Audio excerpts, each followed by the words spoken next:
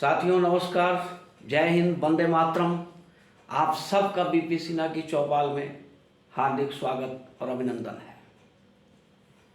मित्रों, अपने देश में 52 साल के का एक अधेड़ युवा नेता है। मैं तो उन्हें मंदबुद्धि बालक ही मानता हूँ, क्योंकि उनकी हर क्रियाकलाप, हर बात से सिर्फ बचपना ही झलकती है। मैच्योरिटी तो आई ही नहीं आज तक उनके अंदर में।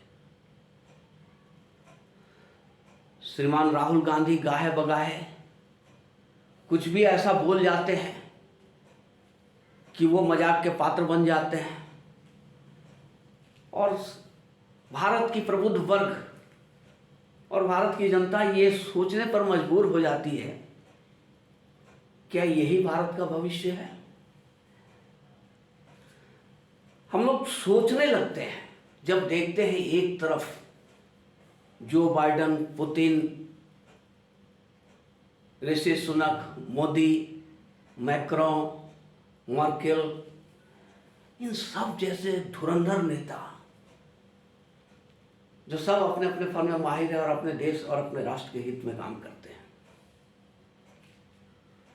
इन सब के बीच में अगर राहुल गांधी हो, मोदी की जगह पे राहुल गांधी हो, तो मित्रों कैसा लगेगा? जरा आप सोच कर, दिल पे हाथ रख करके सोचो और सोच कर देखो कि कैसा महसूस होगा। मुझे तो ऐसा लगेगा कि जैसे बेचारी रजिया फंस गई गुंडों में, राहुल गांधी इन लोगों के बीच में ऐसे ही महसूस होंगे। साथियों, राहुल गांधी को न तो इतिहास का ज्ञान है, न भूगोल का ज्ञान है। वो हमेशा बचपने में कुछ न कुछ बोलते रहते हैं। 2014 की इलेक्शन जब थी तो पूरे इलेक्शन कैंपेनिंग के दौरान वो हर जगह गुजरात मॉडल को टॉफी मॉडल है, 1 रुपया में जमीन दे दिया, टॉफी मॉडल है, इनके बलून की हवा निकल गई, टॉफी बलून, यही करते वो पूरा घूमते गए। जिस पर मोदी जी ने एक सभा में, धनबाद की एक सभा में चुटकी भी ली, कहा कि हमारे जो विपक्ष के नेता हैं वो आज तक अपने बचपने से बाहर नहीं निकले, टॉफी और बलून छोड़ करके उन्हें कुछ और नजर नहीं आता। इसी तरह 2019 का जब इलेक्शन हुआ तो एक नया नारा निकाल दिया इन्होंने, चौकीदार चोर है। इनके पार्टी के जो घाघ नेता थे, जो अनुभवी नेता थे, उन सब ने इनको रोका कि ऐसा मत करिए, ये गलत बात है, इससे अपना नुकसान होगा। पर चूंकि ये तो ठहरे जिद्दी हठी बालक, ये कहाँ किसी को मानने वाले हैं। ये तब तक बोलते रहे चौकीदार चोर है, चौकीदार चोर है, चौकीदार चोर है, जब तक कि कोर्ट से इनको फटकार नहीं पड़ी। जब कोर्ट से इनको माफी मांगना पड़ा, उसके बाद ये लाइन इन्होंने बंद करा। अभी एक जो हमारे स्वतंत्रता सेनानी है वीर सावरकर, हम लोग उन्हें इज्जत से वीर शब्द लगा करके बोलते हैं, वीर सावरकर। ये वो सावरकर है जिन्हें 2 जन्मों का कारावास मिला था, काला पानी का आजीवन कारावास 2 जन्मों का मिला था। और कितनी क्रूर सजा होती है काला पानी में मित्रों, इस सिर्फ सुन करके रूह कांप जाएगी। और ऐसे महान सेनानी हमारे सावरकर जी थे, जिनको अंग्रेजों ने 2 जन्म का काला पानी की सजा दी थी। ये हमेशा वीर सावरकर को कायर सावरकर बोलते हैं। क्यों भाई? कि उन्होंने एक चिट्ठी लिखी थी अंग्रेजी सरकार को, माफीनामा लिखा था, और उसके नीचे लिखा था कि योर ओबीडियंट सर्वेंट सावरकर।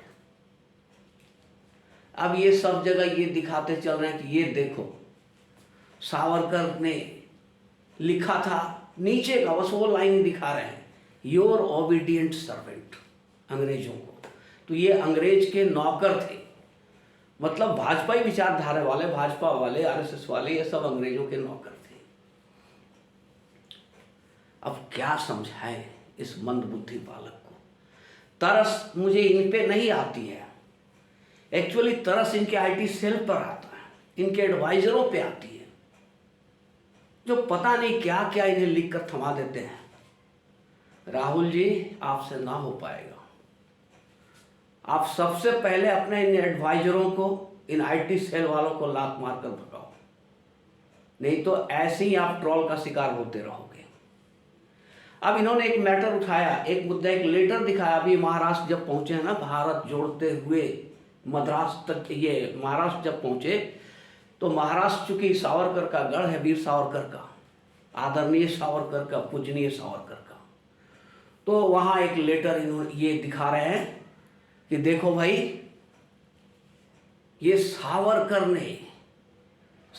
जी ने अंग्रेजों को क्या लिखा है, योर ओबीडियंट सर्वेंट। ये सावरकर जी अंग्रेजों के सर्वेंट थे। अरे भाई, ये उस जमाने का चलन था, ऐसा ही लिखा जाता था। और अगर आप जानना चाहते हो तो मैं आपको बताता हूं कि हिंदुस्तान के सबसे बड़े नेता जिसको माना जाता है, कौन है वो? महात्मा गांधी जी। 22 जून 1920 को उन्होंने तत्कालीन वायसराय को एक लेटर लिखा। आप गूगल करके देख लेना। 22 जून 1920 को उन्होंने तत्कालीन इंग्लैंड के तत्कालीन वायसराय को एक लेटर लिखा और लास्ट में लिखा योर ओबीडियंट सर्वेंट। तो क्या गांधी जी वायसराय के सर्वेंट थे? फरवरी 1920 में गांधी जी ने इंग्लैंड के एक ड्यूक को एक लेटर लिखा और लास्ट में नीचे में लिखा योर ओबीडियंट सर्वेंट। तो क्या गांधी जी उसके सर्वेंट थे? अरे ये सब छोड़िए, 15 अगस्त 1910 को रूस के एक लेखक थे, बहुत नामी, बहुत बड़े लेखक, टॉल्स्टॉय।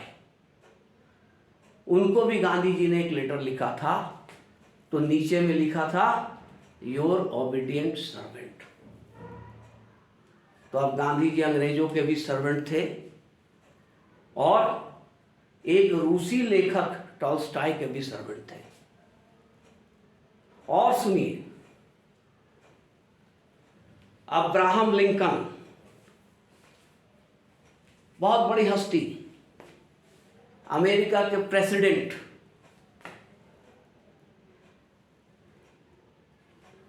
अब्राहम लिंकन अमेरिका के प्रेसिडेंट थे, बहुत बड़ी शख्सियत। उनके संसद से एक सदस्य हेनरी, पता नहीं, हेनरी करके उनका नाम था। अमेरिकी संसद का एक सदस्य मिस्टर हेनरी ने एक लेटर लिखा अब्राहम लिंकन को, और लिंकन साहब ने जब जवाब दिया, रिप्लाई किया उस लेटर का, तो लास्ट में लिखा your obedient servant Abraham Lincoln. अब हे मंदबुद्धे बालक, कैसे आपको समझाया जाए? आप सुधरो। विपक्ष बहुत जरूरी है भारत में, और कांग्रेस ही एक ऐसी संस्था है, एक ऐसी पार्टी है जो पूरा नेशन वाइड उसका नेटवर्क है। राहुल गांधी जी, ऐसे मोदी से आप नहीं लड़ सकते हो। आपको राष्ट्रवाद के पिच पे आना पड़ेगा। जब जेएनयू में नारा लगता है भारत तेरे टुकड़े होंगे, इंशाअल्लाह इंशाअल्लाह इंशाअल्लाह इंशाअल्लाह, आप दौड़ के वहां पहुंच जाते हो, उनके साथ खड़े नजर आने लगते हो। जब डोकलाम में चाइना के साथ इंडिया का स्टैंड ऑफ होता है, face to face stand off होता है, उस समय आप चाइनीज एम्बेसी में पहुंच जाते हो और सेक्रेट मीटिंग करना शुरू करते हो चाइनीज एम्बेसी में। ये क्या है राहुल जी? आप इस देश के विपक्ष के नेता हो, ये आप क्या कर रहे हो? आपको समझ में आ रही है कुछ?